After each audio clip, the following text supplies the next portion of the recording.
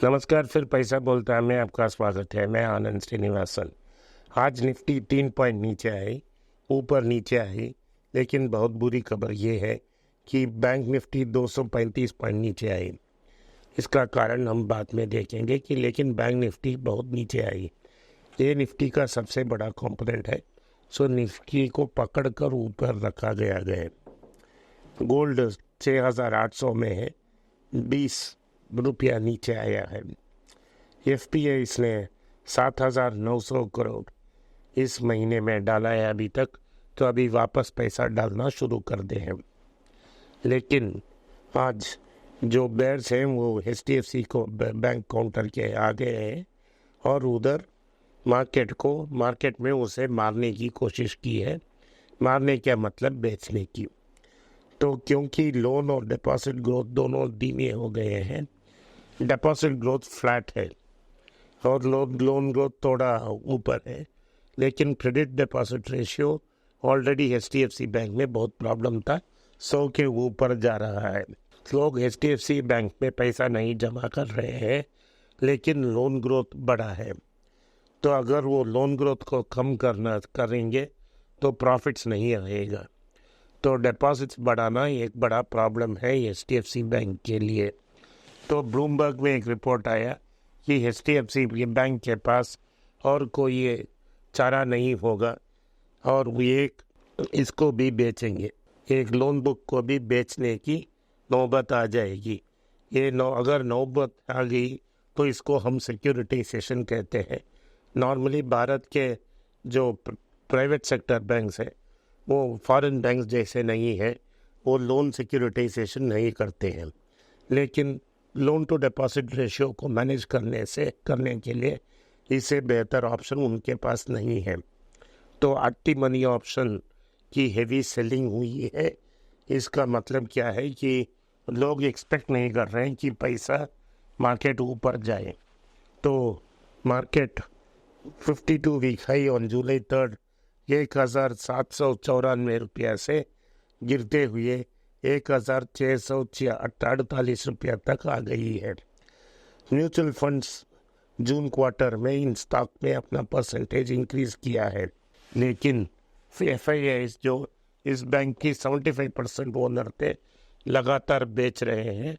अब तक 54% के आसपास ओनरशिप आ चुकी है। एचडीएफसी बैंक में एचडीएफसी को मर्ज करना एक प्रॉब्लम बन गया है और इससे डिपॉजिटर्स लाना बहुत मुश्किल हो गया है। तो डिपॉजिट ग्रोथ नहीं हो रही है, क्रेडिट ग्रोथ हो रही है। लेकिन ये सिर्फ एचडीएफसी बैंक का प्रॉब्लम नहीं है, सारी बैंकिंग सेक्टर में ये प्रॉब्लम है।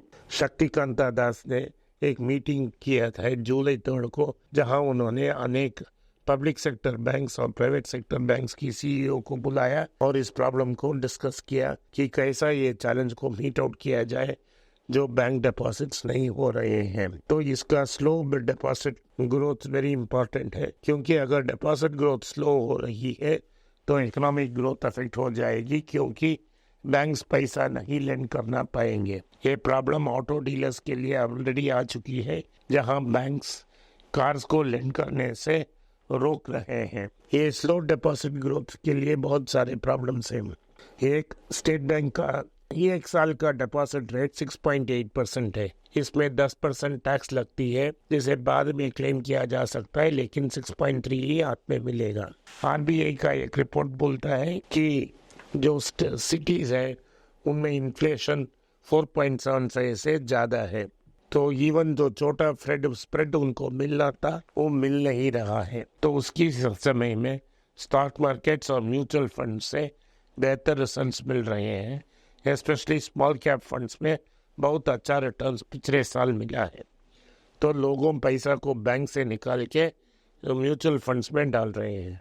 दूसरा ये भी प्रॉब्लम है कि गोल्ड लगभग 20% ऊपर चल गई है, तो लोग बैंक से पैसा निकाल के गोल्ड में डाल रहे हैं। सो पैसा जो बैंक में आना था वो म्यूचुअल फंड्स और गोल्ड की तरफ जा रही है, अब सिल्वर की तरफ भी जा रही है। तो बैंक्स में कंप्लेन ये है कि जो टैक्स फ्री डिपॉजिट्स है वो 5 साल के लिए है और लोग 5 साल के लिए अपना पैसा लॉक नहीं करना चाहते हैं, तो उनको 1 साल की टैक्स फ्री डिपॉजिट्स चाहिए। और दूसरा प्रॉब्लम ये आरबीआई कहती है कि बैंक से मार्जिन को पुश करने के लिए फिजिकल ब्रांचेस नहीं खोले हैं। इसको मैं बड़ा प्रॉब्लम नहीं मानता हूँ, क्योंकि सर्विस तो सिटीज़ में बहुत अच्छा मिलता है। कोई बैंक ब्रांच के लिए नहीं जाएगा।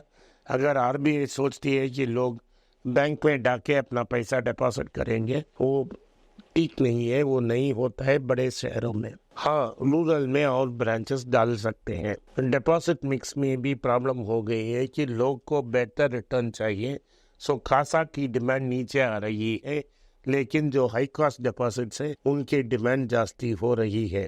तो पर्सनल कंजम्पशन एक्सपेंडिचर भी कम हुई है, तो इनकम और एम्प्लॉयमेंट स्ट्रेस आ रही है, सो इंडिविजुअल डिस्पोजेबल इनकम्स कम हो रही है और पैसे बैंक में नहीं आ रहे हैं। जो लोग रिटायर हो रहे हैं वो पैसा बैंक में डालते थे, वो अब बैंक में डालने से हिचक रहे हैं, क्योंकि रिटर्न्स ठीक नहीं मिल रही है, enough for covering living expenses नहीं मिल रही है। तो वो bonds and other lucrative areas की सर्च में। तो बैंक्स में अगर बैंक्स डिपॉजिट अट्रैक्ट करना चाहते हैं, उनको इंटरेस्ट रेट बढ़ाना पड़ेगा। लेकिन अगर डिपॉजिट रेट्स इसके ऊपर बढ़ जाते हैं तो लेंडिंग रेट्स भी बढ़ जाएंगे, तो ओवरऑल इकोनॉमी को अफेक्ट करेगा। तो इस प्रॉब्लम का हल निकालने तक बैंक निफ्टी में ब्रेकअवे रैली होना मुश्किल है। अगर बैंक निफ्टी में ब्रेकअवे रैली नहीं हुआ तो सेंसेक्स निफ्टी का जो अपवर्ड मोमेंटम है वो कैप हो जाएगा at one point of time. तो मिंट में एक आर्टिकल मैंने पढ़ा जहां उन्होंने बोला है Q1 के ऑटो सेक्टर की रिजल्ट बहुत अच्छी है, क्योंकि पैट भी बड़ा होगा, क्योंकि healthy volume, favourable volume mix और ऑपरेटिंग लीवरेज सब बेहतरीन थी।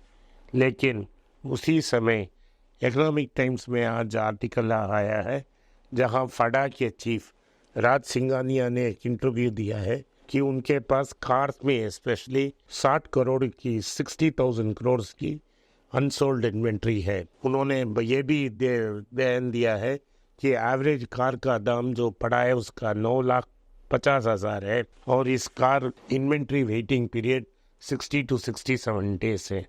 इसका डेटा और क्लोजली देखें तो wholesale sales for June 3,14,000 cars थी, लेकिन जो वाहन रजिस्ट्रेशंस थी वो सिर्फ 2,81,000 है। तो जून में भी क्या हुआ है कि डिलीवरीज ज़्यादा हुई है और सेल्स कम हो रहे हैं। इसी कारण टाटा ने कहा है कि वो डीलर को स्टफ नहीं करना चाहते हैं, उन्होंने होलसेल शिपमेंट ही कम कर ली। लेकिन मारुति ने होलसेल शिपमेंट्स को बढ़ाया, लेकिन उनकी जो रिटेल सेल्स है 8% कम हुई है। तो मारुति ने रिएक्ट कर यह किया है कि पैसेंजर व्हीकल उन्होंने डीलर्स को ये बताया कि आप लंबी देर के लिए कम शोरूम को खोल के रखें।